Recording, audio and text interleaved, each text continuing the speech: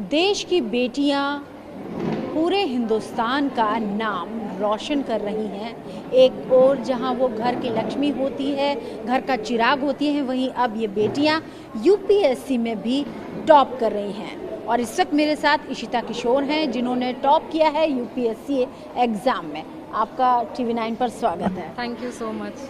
आपकी rank first rank आई है, कैसा महसूस कर रही हो? क्योंकि हमें पता है कि खुशी का तो पल है, लेकिन एक अलग सी गुदगुदी, एक अलग सा एक सोच भी आपके मन में होगी कि अब मैं आगे और क्या करूंगी और किस तरीके से चीज़ों को ले जाऊंगी। आई थिंक बहुत मेहनत की है, अभी 3 साल की ये जर्नी रही है, तीसरा अटेम्प्ट था मेरा, तो बहुत अच्छा लग रहा है आज that my hard work has paid off and everyone around me is so happy about it. So I am on top of the world today and आगे जाके I have this opportunity to serve my country. तो I am very grateful that I have been given this opportunity and I hope I can do it right. जिस तरह से हमने देखा कि आपने पॉलिटिकल साइंस यानी पॉल साइंस में आपने फर्स्ट रैंक हासिल की है, बहुत ये मुश्किल सब्जेक्ट है, हर किसी को जल्दी समझ नहीं आता। आपके लिए भी बहुत कैसा, मतलब जब पढ़ रही होंगी कितनी तैयारी करनी पड़ी? आई थिंक कॉलेज में मेरा इलेक्टिव था पॉलिटिकल साइंस, मेरा ग्रेजुएशन इकोनॉमिक्स में है, लेकिन मुझे शुरू से ही पॉलिटिकल साइंस और आईआर में एक दिलचस्पी रही थी, तो इस वजह से पढ़ना आसान हो गया था, उतना मुश्किल नहीं लगता था, वो एंजॉय करने लगी थी मैं प्रोसेस। लेकिन सब्जेक्ट को अच्छे से समझने की कोशिश की, टॉपर्स की आंसर कॉपीज़ पढ़े कि किस टाइप के आंसर्स लिखने होते हैं, एक्सपेक्टेशंस क्या होती हैं, और बहुत प्रैक्टिस की इसके लिए। देखिए, अभी तो हम सब देख रहे हैं और सब सेलिब्रेट भी कर रहे हैं। यहाँ पे एक बार अपने कैमरा पर्सन अशोक से कहूँगी तस्वीरें दिखाएं कि लोगों ने किस तरीके से कांग्रेट्स किया है, बधाइयाँ दी हैं, केक भी यहाँ पर हमारे सामने है। अच्छा, ये तो खुशी का पल है, लेकिन जिस वक्त आप पढ़ रही होंगी, कितना लंबा समय लगा आपको? कितने दिन तक आपने पहले कोचिंग ली या फिर आप डायरेक्टली सिर्फ घर में बैठ के पढ़ रही थी? आई थिंक शुरू में कोचिंग ली थी मैंने, लेकिन बाद में पिछले 2 साल सेल्फ स्टडी की है एंड मेजर रोल वही रहता है कि कैसे आप खुद मेहनत करें और खुद पढ़ाई करें, क्योंकि घंटे तो आपको डालने पड़ेंगे। 8 घंटे मैं रोज़ पढ़ाई करती थी and 2 attempt I have been on the other side कि जब प्रीलिम्स में ही एक तरीके से 0 पे आउट हो गई थी मैं, तो प्रीलिम्स में ही पहले स्टेप पे बाहर होने से बहुत निराशा भी हुई थी, पर खुद की गलतियों को ढूंढा, बहुत सीरियसली ढूंढा कि क्या गलत कर रही हूँ एंड उन गलतियों पे काम किया, मेहनत की एंड आई थिंक 3 साल सिर्फ अपनी गलतियाँ ही ढूंढी है कि नहीं क्या इम्प्रूव कर सकती हूँ और क्या ऐसा है जो टॉपर्स में है जो मैं इम्प्रूव कर सकती हूँ। तो बस उसी की वजह से आई think I could improve a lot in the 3 years। तो मीन्स इशिता, जो आपका फेलियर था, जो आपने जैसे आपने बताया कि पहले के 2 जो अटेम्प्ट थे वो आप क्लियर नहीं कर पाए, कहीं ना कहीं वही आपका पहला बेबी स्टेप था जिससे आपको चीज़ों का बहुत अच्छे से आइडिया भी हुआ, क्योंकि आपने पेपर्स अटेम्प्ट किए थे। हाँ, मतलब प्रीलिम्स में बहुत मैंने सोचा है कि मैं क्या गलतियाँ कर रही थी कि 2 बार प्रीलिम्स में बाहर हो गई, तो मैंने प्रीवियस ईयर क्वेश्चंस प्रैक्टिस किए अच्छे से और साथ साथ मैंने मेंस की तैयारी छोड़ी नहीं, ताकि जब प्रीलिम्स क्लियर हो तो मेरा मेंस ना अटके। तो इवन दो मेरा प्रीलिम्स क्लियर नहीं हुआ था, मैं पूरी तैयारी कर रही थी, मेंस की टेस्ट लगा रही थी, ताकि जब मौका मिले तब मैं कोई गलती ना करूँ प्रीलिम्स क्लियर करने के बाद। तो पहली बार प्रीलिम्स क्लियर हुआ, पहली बार मेंस क्लियर हुआ और पहली बार ही इंटरव्यू भी। तो अच्छा, अब मुझे आप एक चीज़ बताइए, आपको ये लगा कि मुझे यूपीएससी के एग्ज़ाम्स को करना है? क्योंकि normally what is your age? I am 26 years old। हाँ, तो 26 एज में लोग अलग अलग तरह के भी इजी रास्ते अपने करियर के लिए चुनते हैं। आपने यूपीएससी को चुना, कब आपको लगा कि मुझे यही करना है? मतलब I grew up in an air force family, तो एयरफोर्स में वो एक ड्यूटी और सर्विस, हमेशा से सर्विस क्लास में रहे हैं, तो कंट्री के लिए क्या, my father was serving the country ऐसा कहा जाता है, तो मुझे लगता था इससे बड़ी कोई सर्विस नहीं है, तो इसीलिए बचपन से ये था। लेकिन जब मैं कॉर्पोरेट में काम कर रही थी, मैंने ईवाई में 2 साल काम किया है, तब मैंने रुक के एक बार सोचा कि नहीं, मैं करना क्या चाहती हूँ, and I traced back my roots and I felt कि हाँ, सर्विस की भावना जो है मेरे अंदर बहुत ज़्यादा है, जो कि कॉर्पोरेट में मुझे वो सेटिस्फैक्शन नहीं मिल रहा था। तब मैंने डिसाइड किया कि ठीक है, कॉर्पोरेट की जर्नी को यहीं रोका जाए एंड सिविल सर्विसेज के लिए पढ़ा जाए। जब रिज़ल्ट आ रहा होगा तब तो आपकी हार्ट बीट्स बहुत फास्ट होंगी कि अब रिज़ल्ट आने वाला है। आपको कैसी उम्मीद थी? जो रिज़ल्ट आया वही आपको उम्मीद थी या फिर आपको लग रहा था कि क्लियर तो हो जाएगा? उम्मीद तो सबको रहती है, उम्मीद तो पहले 2 अटेम्प्ट में भी थी, तो आई हैव लर्नड कि ऐसा नहीं होता है, जो हम एक्सपेक्ट करते हैं वैसा हमेशा नहीं होता, क्योंकि हमें पता भी नहीं था कि कितने मार्क्स आए हैं मेंस में। तो मैं तो सुबह तक प्रीलिम्स के लिए पढ़ रही थी, अगला अटेम्प्ट संडे को ही था, तो सुबह तक मैं भी एक एस्पिरेंट थी, मैं प्रीवियस ईयर क्वेश्चंस और अपने नोट्स रिवाइज कर रही थी। फिर अचानक रिजल्ट आ गया, तो जब रिजल्ट आया तब क्या रिएक्शन था? सुबह से हलचल थी रिजल्ट आएगा, पर जब जैसे ही मैंने फ़ोन देखना बंद किया, मुझे लगा यार ये कहते हैं आएगा, नहीं आ रहा है, बार बार लगता है आएगा फिर नहीं आता है। तो फिर मैंने सोचा अब मैं पढ़ाई कर लेती हूँ शांति से, फ़ोन साइड रख के। तभी फिर कॉल्स आना शुरू हो गए मेरे फ्रेंड्स ने कि रिज़ल्ट आ गया है, तुम्हारा नाम सबसे ऊपर है। तो उसके बाद मैंने वो PDF देखी तो मुझे बहुत अच्छा लगा। We were jumping with happiness, we were on top of the world.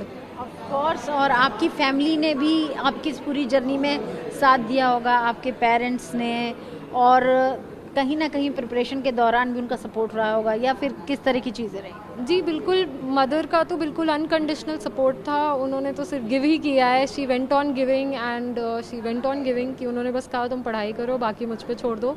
उन्होंने सब संभाला है एंड वो इमोशनल सपोर्ट दिया है, स्पेशली जब 2 प्रीलिम्स क्लियर नहीं हुए। मैंने उनसे पूछा कि क्या मैं नहीं कर सकती हूँ, उन्होंने कहा बिल्कुल कर सकती हो। इंटरव्यू के बाद मजाक में ये भी पूछा था कि मेरी रैंक गेस करो एक बार, तो उन्होंने कहा 1, एक ही आंसर था उनका। और मुझे बस इसी बात की खुशी थी कि उन्हें इतना भरोसा था, उन्होंने जिन्होंने इतनी क्लोजली मेरी जर्नी देखी, उन्हें ये लगा कि हाँ मैं इस चीज़ की वर्दी हूँ, तो मेरे लिए वो ही बहुत बड़ा अचीवमेंट था, और आज उनका कहा सच भी हो गया है। सब बिल्कुल सही बात है, आपकी मेहनत, आपके पेरेंट्स की मेहनत। आपके फ्रेंड्स का क्या रिएक्शन था जब पता चला, और जो बिल्कुल क्लोज फ्रेंड्स थे, क्या कहा उन्होंने? सबसे 2-3 मिनट ही बात हो पाई है, सबके कॉल्स आ रहे हैं, 2-3 फ्रेंड्स आ भी गए थे मिलने के लिए, तो सब कुछ ना कुछ केक या कुछ लाए हैं, सब बहुत खुश हैं। और सब ने यही कहा कि हमने तो कहा था तेरे बस मेहनत करने की देर थी, तो बस। अच्छा, मुझे ये बताइए, अब आप क्या, आपका नेक्स्ट अगला कदम क्या होगा? कैसे अपने करियर को आप शेप देंगे? I think I am looking forward to serve my country, and I hope कि ये जो रिस्पॉन्सिबिलिटी इतनी बड़ी मुझे दी गई है, इतना ट्रस्ट दिया गया है और मुझे चुना गया है, कि मैं उनकी उम्मीदों पे खरी उतरूं और मैं अच्छे से अपना काम निभा पाऊं एंड ज़्यादा से ज़्यादा लोगों की मदद कर पाऊं, क्योंकि IAS एक ऐसा रोल है, आपको बहुत मौका मिलता है, बहुत अपॉर्चुनिटीज़ मिलती हैं कि आप एक्चुअली लोगों की लाइफ बदल पाएँ। तो आई होप कि मैं वो कर पाऊँ, I can be a foot soldier of governance, and आखिरी ज़िले तक, आखिरी विलेज तक मैं पहुंच पाऊं और लोगों की लाइफ इम्प्रूव हो पाए। ऑफ कोर्स, आपकी ये ख्वाहिश पूरी हो, और एक यंग और वाइब्रेंट जो एक होता है ना, इस तरीके के जो ऑफिसर्स होते हैं, उस तरीके के ऑफिसर्स हमारी लोगों को मिले, हमारे भारतवर्ष को मिले और जनरेशन को मिले।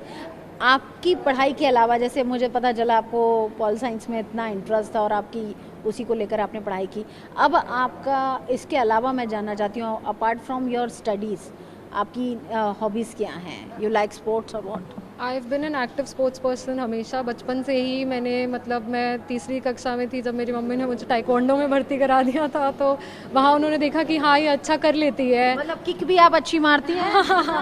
हाँ, मैंने दिल्ली स्टेट टूर्नामेंट में पार्टिसिपेशन किया था, तब मुझे गोल्ड मेडल मिला था, जो किसी ने भी एक्सपेक्ट नहीं किया था कि इतनी छोटी सी बच्ची स्टेट लेवल पे ले आएगी। तो तब मेरी मम्मी को शायद दिखा कि ये स्पोर्ट्स में अच्छा कर सकती है, और तब से लेके 12th तक, चाहे बोर्ड एग्ज़ाम भी थे, मम्मी ने ही पुश किया कि नहीं एग्ज़ाम है तो क्या हुआ, खेल के आओ और बैलेंस करना सीखो।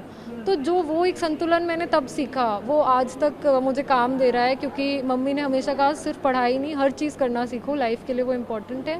एंड स्पोर्ट्स से मैंने फेलियर्स को झेलना सीखा, एंड 2 अटेम्प्ट के फेलियर्स आई थिंक मैं इसीलिए झेल पाई, क्योंकि मेरे पास इतने ज़्यादा मतलब खेल कूद में फेलियर, हार जीत चलते रहती है। ऐसे ही हम सुनते हैं कि हारना तो पार्ट ऑफ लाइफ है, कभी जीतते हैं कभी हारते, तो इन चीज़ों ये कहीं ना कहीं हमें मतलब बचपन में हेल्प करती हैं स्ट्रॉन्ग होने में।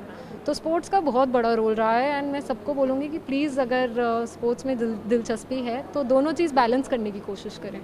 लेकिन कहा जाता ना, जो जीता वही सिकंदर, तो इस वक्त आप सिकंदर बन गई हैं, और बड़ी बाजी आपने बिल्कुल ये जीती है। आप अपने एज ग्रुप के, या फिर जो बच्चे अभी पढ़ रहे हैं, UPSC की तैयारी कर रहे हैं, उनके लिए आप आज एक रोल मॉडल भी हैं, आप उनको क्या कहना चाहेंगे? आई थिंक जो हम ये लाइफ चॉइसेस लेते हैं कि हमें क्या करियर करना है, बहुत सीरियसली लेना चाहिए। मैंने बहुत सोच समझ के, it was a calculated choice that this is what I want to do.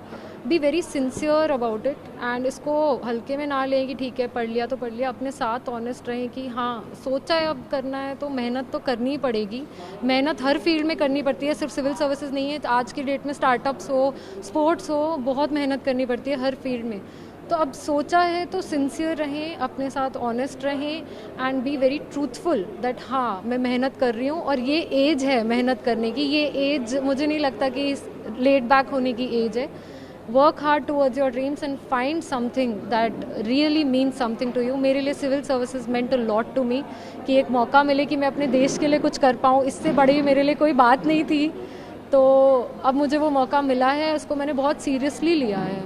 तो प्लीज़ वर्क हार्ड। एक आखिरी सवाल, आप अपनी जैसी बेटियों को, क्योंकि आप खुद एक बेटी हैं, देश की बेटियों को भी आप पर मान हो रहा होगा और हर पेरेंट्स को भी कि बच्चे इस तरीके के और बेटियां जो हैं वो इस तरह से आगे बढ़ रही हैं, उन लड़कियों को आप क्या कहना चाहेंगी जो यूपीएससी करना तो चाहती हैं लेकिन किसी कारणवश नहीं कर पा रही, या कोई भी उनके पीछे कारण हो सकता है, उनको मोटिवेट करने के लिए आप क्या कहना चाहेंगे? कारण बहुत होते हैं कुछ ना करने के। You can find 1000 reasons of why not, but find your one why. एक वो रीज़न ढूंढे जो आपको, जिस पे आप लटक के निकलते जाएंगे। मैंने वो एक रीज़न ढूंढा, मुझे देश की सेवा करनी ही थी। मेरे फादर इंडियन एयरफोर्स में थे, मेरे लिए सबसे बड़ी बात यही थी कि he was serving the country. तो वो ही जब भी लगता था, डिमोटिवेशन था, सेल्फ डाउट आता था, फेलियर था, मैंने बस खुद से पूछा क्यों।